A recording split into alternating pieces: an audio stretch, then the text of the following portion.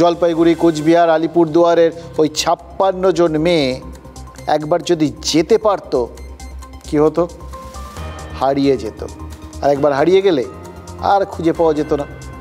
NJP station থেকে train যখন ছাড়বো করছে তখনই রেল পুলিশের সন্দেহ হওয়ায় এ যাত্রা মেয়েগুলো বেঁচে গেছে। 56 জন, আমি বারবার বলছি, কারণ এই 56 সংখ্যাটা মনের মধ্যে না ধাক্কা দিয়ে যাচ্ছে। রেল পুলিশের কেন সন্দেহ হয়েছিল? কারণ এই মেয়েগুলোর কারোর কাছেই টিকিট ছিল না, শুধু প্রত্যেকের হাতে কেউ বা কারা কোচ আর বার্থ নম্বর লিখে দিয়েছিল, আর টিকিট অন্য কারোর কাছে। এটা দেখেই প্রাথমিক সন্দেহটা হয়।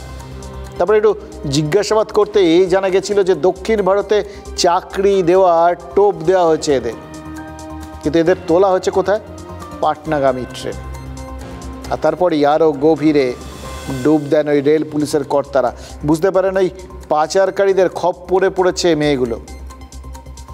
হয়তো প্রথমে বিহারে নিয়ে যাওয়া হচ্ছে, তারপর সেখান থেকে দক্ষিণ ভারত বা দেশের অন্য কোনো জায়গায় তাদের পাচার করে দেওয়া হবে।